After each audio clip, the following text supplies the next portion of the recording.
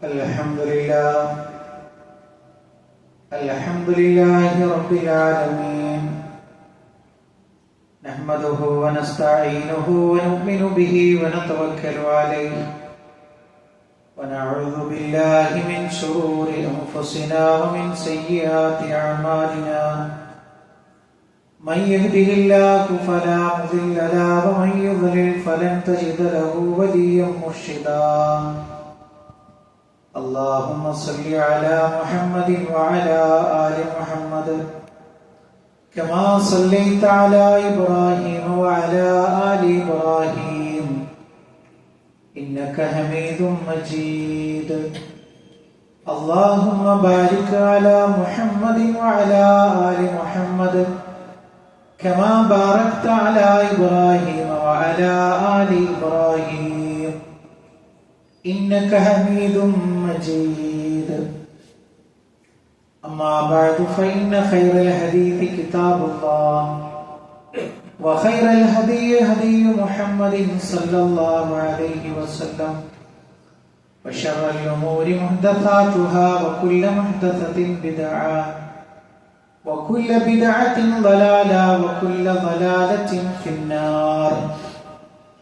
يا أيها الذين آمنوا اتقوا الله حق تقاته ولا تموتن إلا وأنتم مسلمون.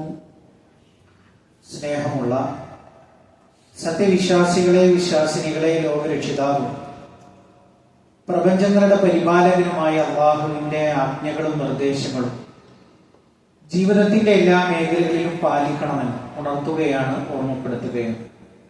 റഹ്മാനായ റബ്ബ് നമ്മുടെ ഈ കൂടിച്ചേരൽ ഉഖ്റവിയായ ലോകത്തേറെ നന്മകൾ ലഭിക്കുന്ന അമലുകളിൽ ഉൾപ്പെടുത്തി അനുഗ്രഹിക്കുമാറാകട്ടെ. പ്രിയപ്പെട്ട സത്യവിശ്വാസികളെ, ഹജ്ജിന്റെ മാസങ്ങളിലേക്ക് നമ്മൾ പ്രവേശിച്ചിരിക്കുകയാണ്. ദുൽഖഅദ് മാസത്തിലെ ആദ്യത്തെ വെള്ളിയാഴ്ചയിലാണ് നമ്മൾ ഒരുമിച്ചിരിക്കുന്നത്. നമ്മളെ സംബന്ധിച്ചിടത്തോളം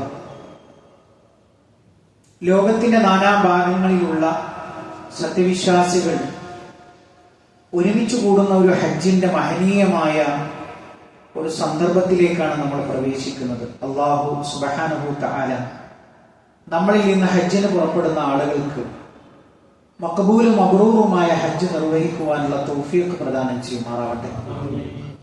പ്രിയപ്പെട്ട സത്യവിശ്വാസികളെ, അതിശക്തമായ ചൂടാണ് നമ്മുടെ പുറത്തുള്ളത്. നമുക്കെല്ലാവർക്കും അറിയാവുന്നതുപോലെ സ്വയം ഒരു ലോക്ക്ഡൌൺ ആയി സ്വീകരിക്കണമെന്നാണ് അധികാരികൾ നമുക്ക് മുന്നറിയിപ്പ് നൽകുന്നത്. യാത്രകൾ ഉപേക്ഷിച്ചുകൊണ്ട് ഈ ഒരു അതികഠിനമായ ചൂടിൽ നിന്ന് രക്ഷപ്പെടണം എന്നുള്ള ഒരു നിർദ്ദേശമാണ് വരുന്നത്. പ്രിയപ്പെട്ടവരെ, ഹബീബുനാ റസൂലുള്ളാഹി സ്വല്ലല്ലാഹു അലൈഹി വസല്ലമ നരകത്തിന്റെ ഒരു നിശ്വാസമാണ് ഈ ഒരു ചൂട് എന്നുള്ളത് ചില ഹദീസുകളിൽ നമുക്ക് കാണാൻ കഴിയും. നരകത്തിന്റെ നെടുവീർപ്പാണ്. അപ്പൊ പ്രിയപ്പെട്ടവരെ, അതിന് ഇത്രമേൽ കാഠിന്യമുണ്ടെങ്കിൽ ആളുകൾ മരണപ്പെടുന്നു. കന്നുകാലികളും അതേപോലെ തന്നെ മനുഷ്യന്മാരുമൊക്കെ കുടിവെള്ളത്തിന് വേണ്ടി ക്ഷാമം അനുഭവിക്കുന്നു. അപ്പൊ അതിനൊക്കെ ഇത്രമാത്രം ശക്തി ഉണ്ടെങ്കിൽ പൂർണ്ണമായ നരകത്തിന്റെ ശക്തി എത്രയായിരിക്കും എന്നുള്ളത് നമ്മൾ ഓരോരുത്തരും ആലോചിക്കണം എന്നുള്ളത് സാന്ദർഭികമായി സൂചിപ്പിക്കുകയാണ്. പ്രിയപ്പെട്ട ഒരു പ്രധാനപ്പെട്ട ഒരു വിഷയമാണ് സൂചിപ്പിക്കുന്നത്. നമുക്കെല്ലാവർക്കും അറിയാവുന്നതുപോലെ സുഖം തേടിയുള്ള യാത്ര എന്ന് പറയുന്നത് മനുഷ്യ സഹജമാണ്. അപ്പൊ നമ്മൾ ആലോചിച്ച് നോക്കൂ, നമ്മുടെയൊക്കെ വീടുകളിൽ നിന്നുള്ള സഹോദരങ്ങൾ അന്യ നാടുകളിൽ ജോലി നോക്കുന്നുണ്ട്. അത് വിദേശ രാജ്യങ്ങളിൽ ഒരുപാട് ആളുകൾ വർഷങ്ങളായി അവിടെ ജോലി എടുക്കുന്നുണ്ട്. അപ്പൊ ഈ ആളുകളെ സംബന്ധിച്ചിടത്തോളം എന്താണ് അങ്ങനെ കുടുംബമൊക്കെ പിരിഞ്ഞ് അങ്ങനെ വിട്ടുനിൽക്കാൻ അവരെ പ്രേരിപ്പിക്കുന്ന ഒരു കാര്യം എന്ന് പറയുന്നത്, ദുനിയാവിലെ മനുഷ്യർക്ക് അത് വളരെ ഭദ്രമായിരിക്കണം. നല്ല താമസിക്കാനുള്ള വീട് വേണം, അതേപോലെ തന്നെ യാത്രാ സൗകര്യങ്ങൾ വേണം, അതേപോലെ തന്നെ മക്കളുടെ പഠനം, ഭാവിയുടെ സുരക്ഷിതത്വം, ഇതൊക്കെ കരുതിയിട്ടാണ് അവർ യാത്ര പോകുന്നത്. എന്നാൽ ആ യാത്രക്കിടയിൽ പൂർണ്ണമായ സൗഖ്യം അവർ നേടിയെടുക്കാറുണ്ടോ? നമ്മൾ ആലോചിക്കുക. വിദേശ രാജ്യങ്ങളുമായി ഏറ്റവും അടുത്ത് നിൽക്കുന്ന ഒരു തലമുറ എന്നുള്ള നിലയ്ക്ക് നമ്മൾ ആലോചിച്ച് നോക്കൂ.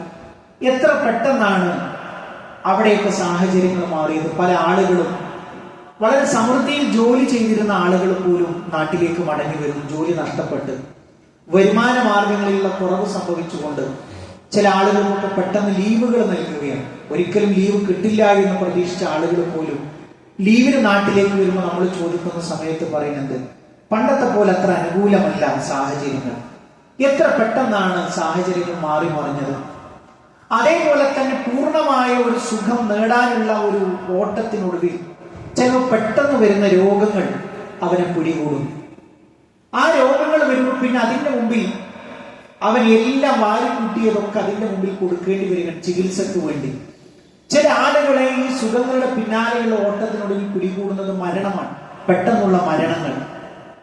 അപ്പൊ നമ്മളെ സംബന്ധിച്ചിടത്തോളം പ്രിയപ്പെട്ടവരെ, ദുനിയാവിലെ ഒരു പൂർണ്ണമായ സുഖം തേടിയ യാത്ര എന്ന് പറയുന്നത് അത് സാധിക്കാത്തൊരു സംഗതിയാണ്. ആർക്കും ഇവിടെ പൂർണ്ണമായൊരു സുഖം കിട്ടുന്നില്ല.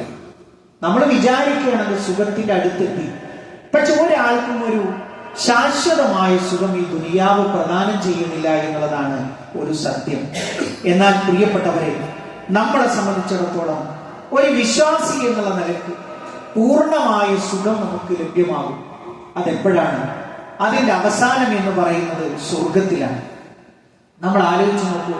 അള്ളാഹുവിന്റെ റസൂൽ സല്ലല്ലാഹു അലൈഹി വസല്ലമ വിശുദ്ധ ഖുർആനിന്റെ അധ്യാപനങ്ങൾ എത്രയാണ് സുഖങ്ങളെ, സ്വർഗത്തിലെ സുഖങ്ങളെ കുറിച്ച് നമുക്ക് വിശദീകരിച്ചു തന്നത്. അറ്റമില്ലാത്ത ആനന്ദങ്ങളുടെ, ഒരിക്കലും അവസാനിക്കാത്ത ഖാലിദായിട്ടുള്ള എന്നെന്നും നിത്യമായ അനുഗ്രഹങ്ങളുടെ ആസ്വാദനങ്ങളുടെ ലോകമാണ്, പറുദീസയാണ് സ്വർഗം എന്ന് പറയുന്നത്. നിങ്ങൾ നോക്കൂ, ആ സ്വർഗത്തിലെ അനുഗ്രഹങ്ങളെ കുറിച്ചുള്ള ഏതാനും ചില കാര്യങ്ങൾ മാത്രമാണ് എന്റെ ഈ ഖുതുബയിൽ സംസാരത്തിൽ ഉൾപ്പെടുത്തിയിരിക്കുന്നത്. നമുക്കറിയാം, മഹാനായ റസൂലുള്ളാഹി സ്വല്ലല്ലാഹു അലൈഹി വസല്ലമ ഓരോരോ സന്ദർഭങ്ങളിൽ സ്വർഗീയ ആരാമങ്ങളെ കുറിച്ച്, അതിലെ വർണ്ണനകളെ കുറിച്ച് നമുക്ക് പറഞ്ഞു തന്നിട്ടുണ്ട്. അതിൽ പ്രധാനപ്പെട്ടതാണ് സ്വർഗത്തിലെ മണ്ണിനെ കുറിച്ച് പറയുന്നത്. നമുക്കൊക്കെ അറിയാം, നമ്മുടെ നാടുകളിൽ, നമ്മൾ ജീവിക്കുന്ന നാട്ടിൽ മണ്ണുണ്ട്, അതിനെ പരിചയിച്ച ആളുകളാണ്. എന്നാൽ സ്വർഗീയമായ മണ്ണിനെ കുറിച്ച് പറയുമ്പോൾ അള്ളാഹുവിന്റെ റസൂൽ സല്ലല്ലാഹു അലൈഹി വസല്ലം പറയുകയാണ്, ഫൈദാ ഫീഹാ ജനാബിദുൽ ലുഉലു. അതിലെ ആ ഒരു മണ്ണെന്ന് പറയുന്നത് ചരൽക്കല്ലുകളാണ്. എന്തിന്റെ? ലുഉലുവിനാലുള്ള, മുത്തിനാലുള്ള ചരൽക്കല്ലുകളാണ്. വൈദാ തുറാബുഹാ അൽ മിസ്ക്. അതിലെ മണ്ണെന്ന് പറയുന്നത് കസ്തൂരിയാകുന്നു. നിങ്ങൾ ആലോചിച്ച് നോക്കൂ പ്രിയപ്പെട്ടവരെ, ഒരിക്കലും നമുക്കൊന്നും സങ്കല്പിക്കാൻ പോലും കഴിയില്ല. മുത്തിനാലുള്ള, അല്ലേ? നമ്മൾ ആലോചിച്ച് നോക്കൂ, വളരെ വളരെ അപൂർവമായി നമ്മൾ നമ്മുടെ നാടുകളിലൊക്കെ കരുതി വെക്കുന്ന ഒരു സംഗതിയാണ് ഈ മുത്തുകൾ. ആ മുത്തിനാലുള്ള ചരൽക്കല്ലുകളാണ് അവിടെയുള്ളത്. അതിന്റെ മണ്ണെന്ന് പറയുന്നത് കസ്തൂരിയാണ്, ഖാലിസ് ആയിട്ടുള്ള. ചില ഹദീസുകളിലൊക്കെ അങ്ങനെയാണ്, മിസ്കുൻ ഖാലിസ് എന്നുള്ളതാണ്. ഖാലിസ് ആയിട്ടുള്ള മിസ്കാണ്, കസ്തൂരിയാണ് അവിടുത്തെ പിന്നെ മണ്ണെന്ന് പറയുന്നത് എന്ന് നമുക്ക് ഹദീസുകളിൽ കാണാൻ കഴിയും. തീർന്നില്ല പ്രിയപ്പെട്ടവരെ, അല്ലാഹു സുബ്ഹാനഹു തആല മറ്റൊരു വിശേഷണം പറയുന്ന അതിലെ നദികളെ കുറിച്ചാണ്. നമ്മുടെയൊക്കെ നാടുകളിൽ നമ്മൾ കണ്ടിട്ടുള്ള നദികളുണ്ട്, അല്ലേ? വറ്റി വരണ്ടു പോകുന്നത്. അതല്ലെങ്കിൽ ഒരു കാലത്ത് സമൃദ്ധമായ വെള്ളമുള്ളത്, എന്നാൽ എല്ലാ കാലത്തും അത് ഉണ്ടാവില്ല. ഒഴുക്കുള്ളത്, അല്ലെങ്കിൽ കെട്ടി നിർത്തപ്പെട്ടത്, അല്ലെങ്കിൽ കലങ്ങി നിൽക്കുന്നത്, ഇതൊക്കെയാണ് നമ്മൾ പരിചയിച്ചിട്ടുള്ളത്. എന്നാൽ സ്വർഗീയ നദികളെ കുറിച്ച് അല്ലാഹു സുബ്ഹാനഹു തആല വിശദീകരിക്കുന്ന ഒരു ഭാഗത്ത് നമുക്ക് കാണാൻ കഴിയും. മസലുൽ ജന്നത്തില്ലതീ ഉഇദൽ മുത്തഖൂൻ.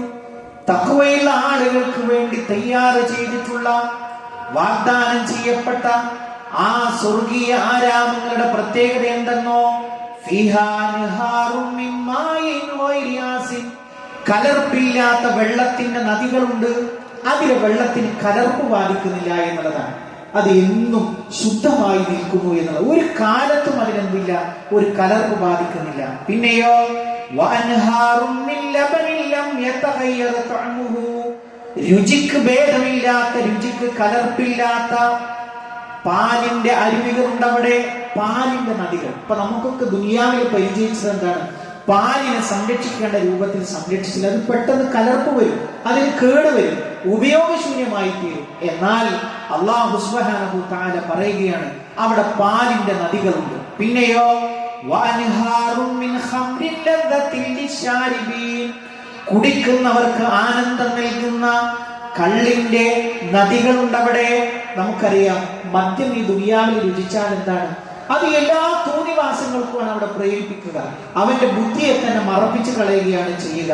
നമ്മൾ ഏറ്റവും ഭയപ്പാടോടുകൂടി കാണുന്ന ഒരു പാനീയമാണ് ദുനിയാവിലെ മദ്യമെങ്കിൽ അല്ലാഹു സുബ്ഹാനഹു വ തആല പറയണം, അത് കുടിക്കുന്നവർക്ക് ഏറ്റവും ആനന്ദം നൽകുന്നു എന്ന് പറയുമ്പോൾ പ്രിയപ്പെട്ടവരെ, അങ്ങനത്തെ ആ മദ്യത്തിന്റെ നദികളുണ്ട് എന്ന് പറയുന്നു. പിന്നെയോ വഅൻഹാറും മിൻ അസലിൻ മുസഫാ, അല്ലാഹു സുബ്ഹാനഹു വ തആല പറയുകയാണ്, ശുദ്ധീകരിക്കപ്പെട്ട തേനിന്റെ അരുവികൾ അവിടെ ഉണ്ട് എന്ന് പറയുന്നു. പ്രിയപ്പെട്ടവരെ, എന്തൊരു ലോകമായിരിക്കും അത്! ഒന്ന് ആലോചിച്ചു നോക്കൂ, ഒന്ന് സങ്കല്പിച്ചു നോക്കൂ.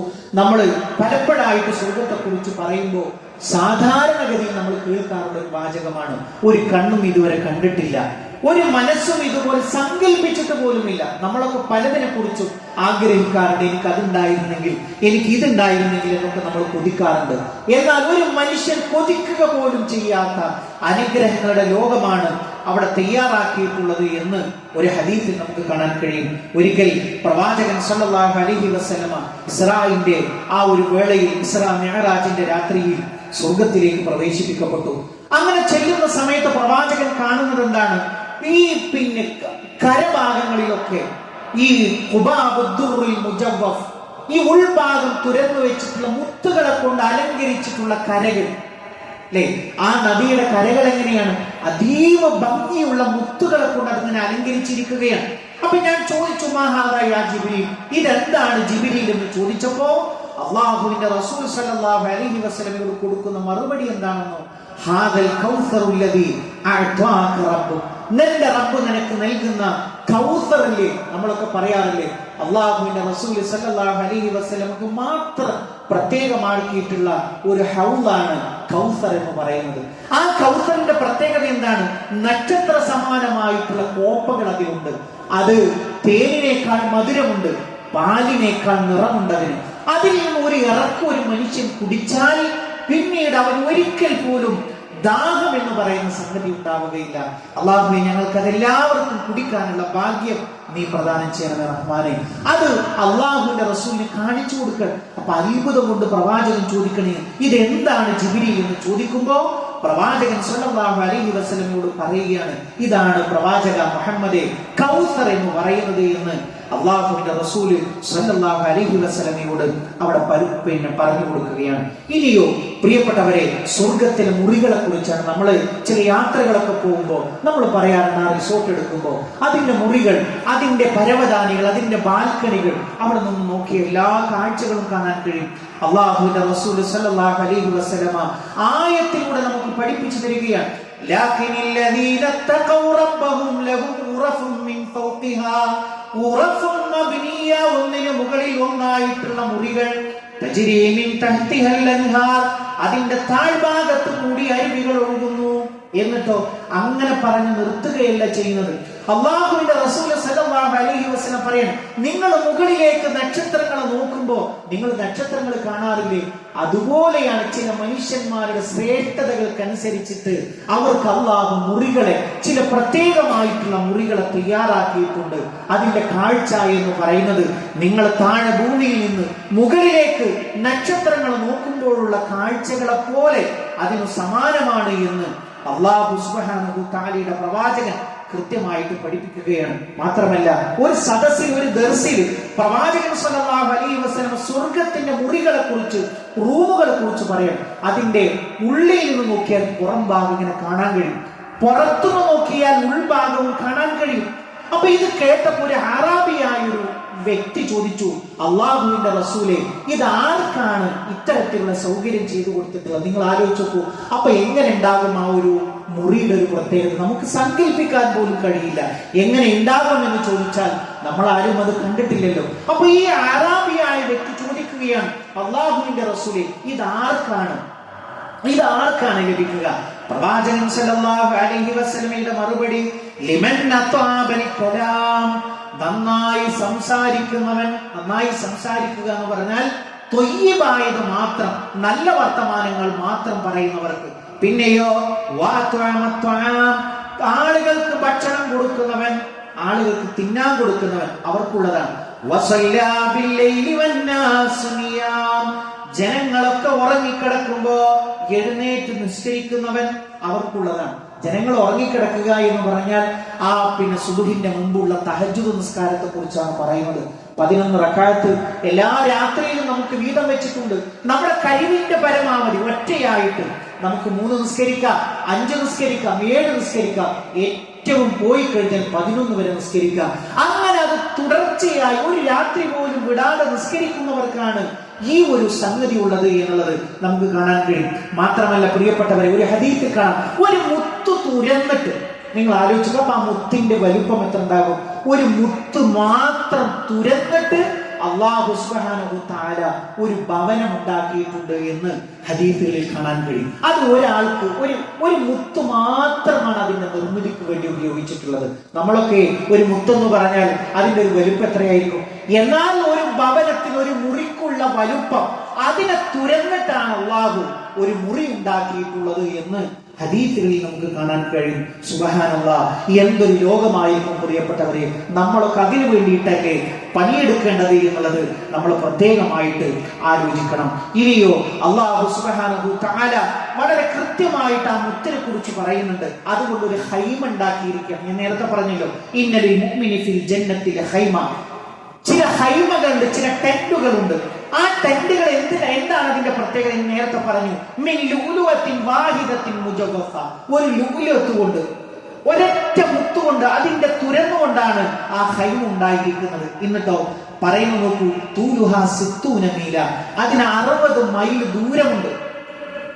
അതിന് 60 മൈൽ ദൂരമുണ്ട്. ഒരു മുത്തിന് 60 മൈൽ ദൂരം എന്ന് പറഞ്ഞാൽ അതിന്റെ വലുപ്പം ഒന്ന് സങ്കല്പിച്ചു നോക്കൂ പ്രിയപ്പെട്ടവരെ. അല്ലാഹു സുബ്ഹാനഹു തആല അതിൽ എത്തിച്ചേരാനുള്ള ഭാഗ്യം നമുക്ക് പ്രദാനം ചെയ്യുമാറാവട്ടെ. മറ്റൊന്ന് പറയുന്നത് പ്രിയപ്പെട്ടവരെ, സ്വർഗത്തിന്റെ പരിമളത്തെ കുറിച്ചാണ്. അതിന് വല്ലാത്ത സുഗന്ധമുണ്ട്, നമുക്ക് കാണാൻ കഴിയും. പ്രവാചകൻ സല്ലല്ലാഹു അലൈഹി വസല്ലം പറയുകയാണ്, മൻ ഖതല മുആഹദൻ. ഒരാൾ ഒരു മുആഹിദിനെ കൊന്നാൽ, മുആഹിദ് എന്ന് പറഞ്ഞാൽ ഇസ്ലാമിക സ്റ്റേറ്റിന്റെ ഭരണകൂടത്തിന്റെ സംരക്ഷണയിൽ കഴിയുന്ന അമുസ്ലിമായ ഒരു വ്യക്തിയെ കൊല്ലുക. അതായത് ഒരു മുസ്ലിം രാജ്യത്ത് ആ മുസ്ലിം രാഷ്ട്രത്തിന്റെ എല്ലാ നിയമങ്ങളും പാലിച്ചുകൊണ്ട് ജീവിക്കുന്ന ഒരു അമുസ്ലിമായ വ്യക്തിയെ കൊന്നാൽ ലം യരിഹ് റായിഹത്തൽ ജന്ന. മുസ്ലിമിനെ കുറിച്ചല്ല പറഞ്ഞത്, ഒരു അമുസ്ലിമായ വ്യക്തി ഒരു മുസ്ലിം രാജ്യത്ത് അതിന്റെ എല്ലാ ഭരണഘടനയും അനുസരിച്ച് ജീവിക്കുകയാണ്. അങ്ങനത്തെ ഒരാളെ കൊന്നാൽ ലം യരിഹ് റായിഹത്തൽ ജന്ന, സ്വർഗത്തിന്റെ പരിമളം അവൻ ആസ്വദിക്കുകയില്ല. വഇന്ന റീഹഹാ തൂജദു മിൻ മസീറത 40 ആമാ. 40 കൊല്ലത്തെ വഴിദൂരം അത് ആ സ്വർഗത്തിന്റെ പരിമളം ഇങ്ങനെ എത്തി നിൽക്കും. 40 കൊല്ലം ഒരാൾ നടന്നെത്തുന്ന ദൂരം എത്രയുണ്ടോ ആ ദൂരം അത്രയും സ്വർഗത്തിന്റെ പരിമളം ഒരാൾക്ക് ആസ്വദിക്കാൻ കഴിയും എന്നുള്ളതാണ്. മറ്റൊരു ഹദീസിൽ നമുക്ക് കാണാൻ കഴിയും, വനിസാഉൻ കാസിയാത്തുൻ ആരിയാത്തുൻ മുമീലാത്തുൻ മായിലാത്തുൻ റൂസഹുന്ന കഅസ്നിമത്തിൽ ബുഖ്തിൽ മായില. നമ്മൾ സാധാരണ കേട്ടിട്ടുള്ളതാണ്, സ്ത്രീകൾ അവര് ധരിച്ചിട്ടുണ്ട്, പക്ഷേ അവർ ധരിച്ചിട്ടില്ല. അവരുടെ മേൽ വസ്ത്രമുണ്ട്, പക്ഷെ വസ്ത്രം കൊണ്ട് എന്ത് ചെയ്യുന്നില്ല, മറയില്ല. അവരുടെ ശരീരത്തിന് എല്ലാം പുറമെയുള്ള ഒരാൾക്ക് കാണാൻ കഴിയും. പിന്നെയോ ചാഞ്ഞും ചെരിഞ്ഞുമാണ് അവർ നടക്കുന്നത്, കൊഞ്ചിക്കുഴഞ്ഞാണ് അവർ നടക്കുന്നത്. എന്നിട്ട് പ്രവാചകൻ സ്വല്ലല്ലാഹു അലൈഹി വസല്ലം പറയും, റൂസഹുന്ന കഅസ്നിമത്തിൽ ബുഖ്തിൽ മായില. ഈ ഒട്ടകത്തിന്റെ പൂഞ്ഞയില്ലേ, അതുപോലെ അവർ മുടി എന്തെയും കെട്ടിവെക്കും എന്നുള്ളതാണ് പ്രവാചകന്റെ ഒരു ഹദീസിൽ കാണാൻ. ഇക്കാലഘട്ടത്തിൽ അങ്ങനത്തെ പെണ്ണുങ്ങളില്ല. പ്രവാചകൻ പറയാം, ഉപ്പമാരും ഉമ്മമാരും ശ്രദ്ധിക്കണം, നമ്മൾ അത്തരക്കാരിൽ ഉൾപ്പെടാൻ പാടില്ല. അങ്ങനെ മുടി കെട്ടിവെക്കുകയാണ്. എന്നിട്ട് പ്രവാചകൻ സല്ലല്ലാഹു അലൈഹി വസല്ലം പറയുന്നത്, അവർ ഈ കാലഘട്ടത്തിലില്ല, പക്ഷേ അവർ വരുന്ന ഒരു ഉമ്മത്തുണ്ട്, അവർ വരുന്ന ഒരു കാലമുണ്ട്. എന്നിട്ട് പ്രവാചകൻ സല്ലല്ലാഹു അലൈഹി വസല്ലം പറഞ്ഞത് എന്താണെന്ന് അറിയാമോ? വലാ യജിദുന റീഹഹാ. സ്വർഗത്തിന്റെ പരിമളം പോലും അവർ ആസ്വദിക്കുകയില്ല. വഇന്ന റീഹഹാ ലയൂജദു മിൻ മസീറതി കദാ വകദാ. ഇങ്ങനെയൊക്കെ സ്വർഗത്തിന്റെ പരിമളം അടിച്ചു വീശിയാൽ പോലും അതിന്റെ ഒരു പരിസരത്ത് പോലും അവരുണ്ടാവുകയില്ല എന്ന് പറയുമ്പോൾ പ്രിയപ്പെട്ടവരെ, ഇന്ന് ഹിജാബ് എന്ന് പറയുന്ന നമ്മുടെ പെൺകുട്ടികൾക്ക് എന്താണ്? സാധാരണ അവർ കണക്കാക്കുന്നത് ഒരു കഷ്ണം തുണിയാണെന്നാണ്. ബാങ്ക് എവിടെയെങ്കിലും കേട്ടാൽ അത് അവർ ഉയർത്തി വെക്കുന്നു, ഒരു അന്യ പുരുഷനെ കണ്ടാൽ അത് ഉയർത്തി വെക്കുന്നു. അങ്ങനെ ഒരു കഷ്ണം തുണിയല്ല ഹിജാബ് എന്ന് പറയുന്നത്. ഹിജാബ് എന്ന് പറയുന്നത് മനസ്സിന്റെ തഖ്വയാണ്. ഒരാൾ മുഅ്മിനായാൽ, ഒരു മുഅ്മിനത്തായ ഒരു പെണ്ണിനെ സംബന്ധിച്ചിടത്തോളം അവരുടെ മുൻകൈയും മുഖവും ഒഴിച്ച എല്ലാ ഭാഗവും ഒരു അന്യനായ പുരുഷനിൽ നിന്ന് മറഞ്ഞിരിക്കണം എന്നുള്ളത് അത് ഇസ്ലാമിന്റെ നിയമമാണ്. അപ്പൊ നമ്മളെ സംബന്ധിച്ചിടത്തോളം നമ്മുടെ വീട്ടിൽ വളർന്നു വരുന്ന പെൺകുട്ടികളെ, ഭാര്യമാരെ, ഉമ്മമാരെ പറഞ്ഞു കൊടുക്കേണ്ടത് എന്താണ്? ഹിജാബ് എന്ന് പറയുന്നത് നീയും നിന്റെ റബ്ബുമായിട്ടുള്ള ഒരു കരാറാണ്. നിന്റെ റബ്ബിൽ നിനക്ക് അചഞ്ചലമായ വിശ്വാസമുണ്ടോ? നീ നിന്റെ മാറും അതേപോലെ തന്നെ തലയും തലമുടിയും കഴുത്തും എല്ലാം പറഞ്ഞിരിക്കും. അത് നീയും നിന്റെ റബ്ബുമായിട്ടുള്ള കരാറാണ്. അങ്ങനത്തെ ഒരു കരാറില്ലാത്തവരെ സംബന്ധിച്ചിടത്തോളം അവർക്ക് എന്തുമാവാം, അവർക്ക് ഏത് രൂപത്തിലും വേഷം അണിയാം. ആ രൂപത്തിൽ പ്രിയപ്പെട്ടവരെ നമ്മുടെ ഉമ്മമാരുണ്ടാവരുത്, നമ്മുടെ പെൺകുട്ടികൾ ഉണ്ടാവരുത് എന്ന ഒരു കാര്യം സൂചിപ്പിക്കുകയാണ്. അപ്പൊ നമ്മൾ പറഞ്ഞത് 40 കൊല്ലത്തെ വഴിദൂരം സ്വർഗത്തിന്റെ പരിമളം മടിച്ചു വീശും എന്നുള്ളതാണ്. അത്രയും സുഗന്ധം സ്വർഗത്തിനുണ്ട് എന്നുള്ളതാണ്. പിന്നെയോ മറ്റൊരു കാര്യം കൂടി സൂചിപ്പിച്ചിട്ട് അവസാനിപ്പിക്കട്ടെ പ്രിയപ്പെട്ടവരെ. സ്വർഗത്തിലെ വൃക്ഷങ്ങളെ കുറിച്ച് പറയുമ്പോൾ പ്രിയപ്പെട്ടവരെ, നമ്മൾ ആ ഒരു സ്വർഗത്തിന്റെ വൃക്ഷങ്ങളെ കുറിച്ച് പറയുമ്പോൾ അല്ലാഹു സുബ്ഹാനഹു തആല പറയാൻ, കുലുഹാ ദായിമുൻ വദില്ലുഹാ, അതിന്റെ കായ്കനികൾ അതിങ്ങനെ നീട്ടിയിടപ്പെടും. നമുക്കിപ്പോ സീസണുകളുണ്ട്, ചില പ്രത്യേകമായ ഫലങ്ങൾക്ക് പ്രത്യേകമായ സീസണുകളുണ്ട്. എന്നാൽ അല്ലാഹു സുബ്ഹാനഹു തആല പറയുന്നത് എന്നും നിത്യമായി നിങ്ങൾക്ക് അത് ഭുജിക്കാൻ കഴിയും. അതിന്റെ തണലുകളോ അത് നിത്യമാണ് എന്നുള്ളതാണ്. അതിന്റെ തണലുകളെ കുറിച്ച് പറയുമ്പോൾ അല്ലാഹുവിന്റെ റസൂൽ സല്ലല്ലാഹു അലൈഹി വസല്ലമ ദൂരം പറയുകയാണ്. എന്താണ്? ഷജറത്തുൻ ഫിൽ ജന്നതി, അതായത് സ്വർഗത്തിലെ ഒരു മരം എന്ന് പറഞ്ഞാൽ അതിന്റെ തണൽ ഇങ്ങനെ നീട്ടിയിടപ്പെട്ടിരിക്കുകയാണ്. എന്നിട്ട് ആ തണലിനെ കുറിച്ച് അതിന്റെ വലുപ്പം മനസ്സിലാക്കാൻ വേണ്ടി നമുക്ക് പറഞ്ഞു തരികയാണ്. ഒരു റെഡിയായി നിൽക്കുന്ന അല്ലെങ്കിൽ ഒരു പരിശീലനം നൽകപ്പെടുന്ന ഒരു കുതിരപ്പടയാളിക്ക് ആ ഒരു കതിറ്, ആ ഒരു കഴിവുള്ള ആ ഒരു വ്യക്തിക്ക് ആ തണല് മുറിച്ചു കിടക്കണമെങ്കിൽ 100 വർഷം അയാൾക്ക് യാത്ര ചെയ്യണം. സുബ്ഹാനല്ലാഹ്, എന്തായിരിക്കും അതിന്റെ ഒരു വലുപ്പം ആലോചിച്ച് നോക്കൂ പ്രിയപ്പെട്ടവരെ.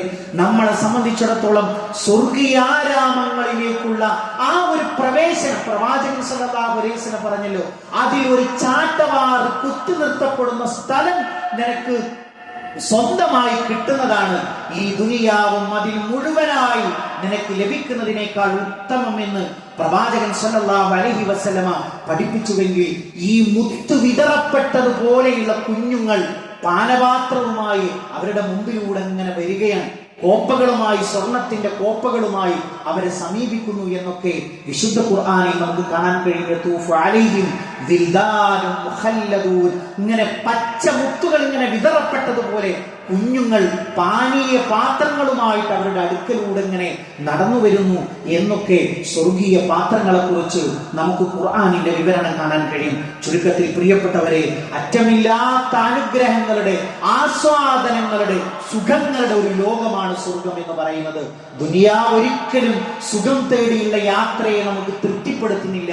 ആ യാത്രക്കൊടുവിൽ നമ്മൾ മരിച്ചു വീഴുന്നു, രോഗം കൊണ്ട് നമ്മൾ തളർന്നു വീഴുന്നു. ഒരിക്കലും ദുനിയാവിൽ പൂർണ്ണമായ സുഖം നമുക്ക് കിട്ടുന്നില്ല. അറ്റമില്ലാത്ത സുഖം എന്ന് പറയുന്നത് പാരത്രിക ലോകത്തിലെ സ്വർഗീയ ഭവനങ്ങൾ ഒരുക്കി റഹ്മാനായ റബ്ബ് നമ്മളെ കാത്തിരിക്കുകയാണ്. അത് നേടാൻ നമ്മൾ അധ്വാനിക്കുക, പ്രവർത്തിക്കുക, പ്രാർത്ഥിക്കുക. റഹ്മാനായ റബ്ബ് നമ്മളെ അനുഗ്രഹിക്കുമാറാകട്ടെ.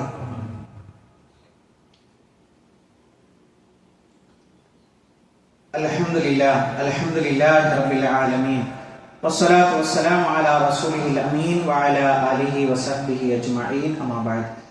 പ്രിയപ്പെട്ട സത്യവിശ്വാസികളെ, വിശ്വാസിനികളെ, ഒരിക്കൽ കൂടി അള്ളാഹുവിന്റെ ആജ്ഞാ നിർദ്ദേശങ്ങൾ ജീവിതത്തിന്റെ എല്ലാ മേഖലകളിലും പാലിക്കണമെന്ന് ഉണർത്തുകയാണ്, ഓർമ്മപ്പെടുത്തുകയാണ്.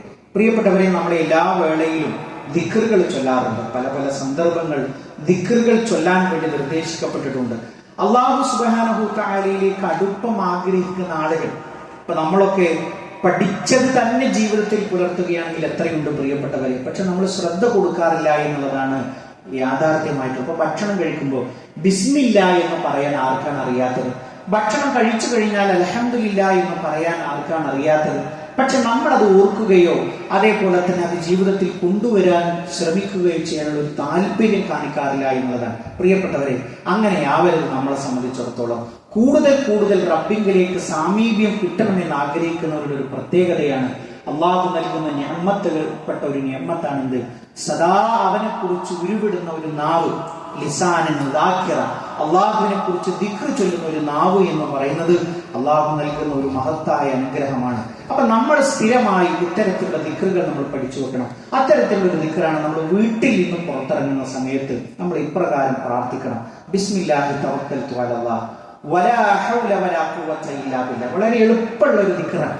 നമ്മൾ വീട്ടിൽ നിന്ന് എപ്പോ പുറത്തിറങ്ങുമ്പോഴും അള്ളാഹുവിനോട് ഇങ്ങനെ ദുആ ചെയ്യുക: ബിസ്മില്ലാഹി തവക്കൽതു അലല്ലാഹ് വലാ ഹൗല വലാ ഖുവത ഇല്ലാ ബില്ലാഹ്.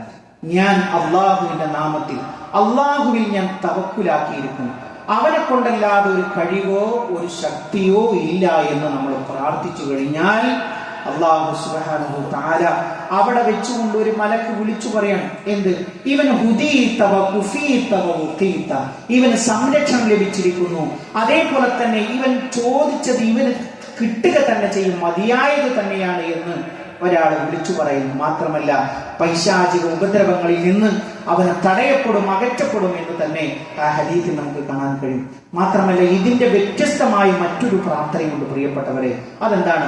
പ്രവാചകൻ സല്ലല്ലാഹു അലൈഹി വസല്ലമ പുറത്തേക്ക്, വീട്ടിൽ നിന്ന് പുറത്തിറങ്ങുന്ന സമയത്ത് ആകാശത്തേക്ക് നോക്കിയിട്ട് ഇങ്ങനെ പ്രാർത്ഥിക്കാറുണ്ട്: അല്ലാഹുമ്മ അഊദു ബിക, അല്ലാഹുവേ നിന്നോട് ഞാൻ കാവല് ചോദിക്കുന്നു, അൻ ഉദില്ല ഔ അദല്ല, അല്ലാഹുവേ ഞാൻ പിഴച്ചു പോകുന്നതിൽ നിന്ന്, അതല്ലെങ്കിൽ പഴപ്പിക്കപ്പെടുന്നതിൽ നിന്ന്, അതേപോലെ തന്നെ തെറ്റുന്നതിൽ നിന്ന്, വഴി തെറ്റിക്കപ്പെടുന്നതിൽ നിന്ന്, ആക്രമിക്കുന്നതിൽ നിന്ന്, ആക്രമിക്കപ്പെടുന്നതിൽ നിന്ന്, അള്ളാഹുവെ ഞാൻ വിഡ്ഢിയാക്കപ്പെടുന്നതിൽ നിന്ന്, അല്ലെങ്കിൽ ഞാൻ മറ്റൊരാളെ വിഡ്ഢിയാക്കുന്നതിൽ നിന്ന് നിന്നോട് ഞാൻ കാവലിനെ ചോദിക്കുന്നു എന്ന് പ്രവാചകൻ സ്വല്ലല്ലാഹു അലൈഹി വസല്ലമ ദുആ ചെയ്യാറുണ്ട് എന്നുള്ളതാണ്. പ്രിയപ്പെട്ടവരെ, ഇന്ന് ഒട്ടനവധി സംവിധാനങ്ങൾ, ഇത്തരത്തിലുള്ള പ്രാർത്ഥനകൾ എവിടെ കിട്ടും?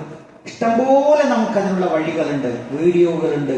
അതേപോലെ തന്നെ നമുക്കത് അറിയുന്ന ഒരുപാട് പുസ്തകങ്ങൾ ലഭ്യമാണ്. നമ്മുടെയൊക്കെ യാത്രാവേളകൾ മൊബൈൽ ആപ്ലിക്കേഷൻ തന്നെ നമുക്ക് ലഭ്യമാണ്. അപ്പൊ അതൊക്കെ നമ്മൾ പഠിച്ചെടുത്ത് നമ്മളൊരു ചെറിയൊരു പരിശ്രമം നടത്തിയാൽ തന്നെ ഇത്തരത്തിലൊക്കെ നമുക്ക് അത് ചൊല്ലി നമ്മുടെ ജീവിതത്തിൽ ദാരിമാക്കാൻ കഴിയും. പ്രിയപ്പെട്ടവരെ, നമ്മൾ ചൊല്ലിയാൽ എന്താ അതിന്റെ ഉപകാരം എന്നറിയുമോ? നമ്മുടെ മക്കൾ അത് പഠിക്കും, നമ്മുടെ ഭാര്യ അത് പഠിക്കും, പിന്നെയോ അത് അവർക്കത് പകർന്നു കൊടുക്കും. ഇത് പകരുന്തോറുമാണ് നമ്മുടെ മനസ്സിൽ അത് നിൽക്കുക. ഒരു ഇൽമ ഒരാൾക്ക് പറഞ്ഞു കൊടുത്തു നോക്കും, അത് മനസ്സിൽ അങ്ങനെ തന്നെ കല്ലിൽ കൊത്തിവെച്ചതുപോലെ ഉണ്ടാകും.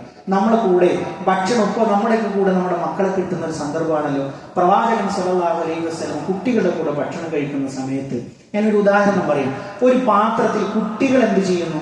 അവരിങ്ങനെ ആ പാത്രത്തിൽ ഇങ്ങനെ കൈകൊണ്ട് ഇങ്ങനെ കളിക്കാൻ. അപ്പൊ പ്രവാചകൻ സല്ലല്ലാഹു അലൈഹി വസല്ലം കൈ പിടിച്ചു, എന്നിട്ട് പറഞ്ഞു: എന്ത്? സമ്മില്ല, പൊന്നു മോനെ നീ ബിസ്മില്ല ചൊല്ലുക. ബിസ്മില്ലാഹിർ റഹ്മാനിർ റഹീം അല്ല, ബിസ്മില്ല ചൊല്ലുക. എന്നിട്ട് ചൊല്ലിയതിനു ശേഷം എന്ത് ചെയ്യുക? നീ നിന്റെ അടുത്ത് നിന്ന് ഭക്ഷണം കഴിക്കുക. ഭക്ഷണം കഴിക്കേണ്ടത് ഏത് ഭാഗത്തു നിന്നാണ്? നമ്മുടെ അടുത്ത് നിന്ന് കഴിക്കണതാണ്. പ്ലേറ്റിന്റെ അങ്ങേ തലക്കുന്നല്ല, സൈഡിൽ നിന്നല്ല, ഇടത്തുനിന്നല്ല, വലത്തുനിന്നല്ല, നമ്മുടെ ഭാഗത്ത് നിന്ന് കഴിക്കണം എന്നുള്ളതാണ്. ഇങ്ങനെയുള്ള ഒരു അന്തമൊന്ന് പഠിപ്പിച്ചു കൊടുത്തു നോക്കൂ പ്രിയപ്പെട്ടവരെ. അത് അങ്ങനെ തന്നെ മരണം വരെ മിക്കവാറും മക്കളുടെ മനസ്സിലൊക്കെ ഉണ്ടാകും. അപ്പൊ നമ്മൾ പഠിച്ചാൽ അതിന്റെ ഫായിദയാണ്, അതിന്റെ പ്രയോജനമാണ് പറഞ്ഞത്. ഒരുപാട് ആളുകൾക്ക് അത് ഉപകരിക്കും. അപ്പൊ ഇത്തരത്തിൽ നമ്മൾ ആദ്യം ഒരു മാതൃകയാക്കും. അപ്പൊ നമ്മളൊക്കെ പലപ്പോഴും പറയാറുണ്ട്, കുട്ടി മൊബൈലിന്റെ സ്ക്രീനിൽ നിന്ന് കണ്ണെടുക്കുന്നില്ല. ഞാൻ ചോദിക്കട്ടെ, നമ്മളെ കണ്ടിട്ടല്ലേ നമ്മുടെ കുട്ടികൾ വളരുന്നത്? ഇനി അവർക്ക് നമ്മൾ മൊബൈൽ കൊടുത്തില്ല എന്ന് വിചാരിക്കുക, അവരെന്ത് ചെയ്യും? നമ്മുടെ അടുത്തേക്ക് വന്നിരിക്കും, നമ്മൾ കാണുന്നത് കണ്ടുകൊണ്ടിരിക്കും. നമ്മൾ എങ്ങനെയാണോ അങ്ങനെയാണ്. അറബിയിൽ ഒരു ചൊല്ലുണ്ടായാലും ഉമ്മ മദ്രസത്തുൽ അസാതിദത്തുൽ, ഉമ്മയാണ് കുട്ടിയുടെ ഒന്നാമത്തെ ഉസ്താദ് എന്ന് പറയുന്നത്. നമ്മളാണ്, മാതാപിതാക്കളാണ് പ്രിയപ്പെട്ടവരെ. അതുകൊണ്ട് നമ്മൾ എങ്ങനെയാണോ അങ്ങനെയായിരിക്കും നമ്മുടെ മക്കളും ഉണ്ടാവുക എന്നുള്ള ഗൗരവമായൊരു ചിന്തയുണ്ടാവുക. അള്ളാഹുവിനോട് നിരന്തരമായി ദുആ ചെയ്യുക, നമ്മൾ നന്നായി വർത്തിക്കാൻ വേണ്ടി ശ്രമിക്കുക. അള്ളാഹു അപ്പൊ നമുക്ക് കൂടുതൽ കൂടുതൽ വഴികൾ നമുക്ക് കാണിച്ചു തരും. റഹ്മാനായ റബ്ബ് ഈ ലോകത്തും വിജയം വരിക്കുന്ന മുഅ്മിനീങ്ങളിൽ, മുത്തഖീങ്ങളിൽ നമ്മളെ എല്ലാവരെയും ഉൾപ്പെടുത്തി അനുഗ്രഹിക്കുമാറാകട്ടെ. ഇതേപോലെ അവന്റെ ജന്നാത്തുൽ ഫിർദൗസിൽ ഒരുമിച്ചിരിക്കാനുള്ള ഭാഗ്യം നൽകി അള്ളാഹുവെ ഞങ്ങളെ എല്ലാവരെയും നീ അനുഗ്രഹിക്കണം റഹ്മാനെ.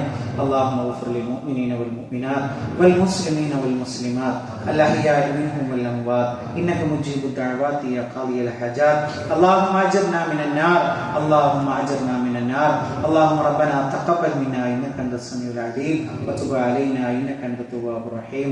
امين امين برحمتك يا ارحم الراحمين. اللهم صل على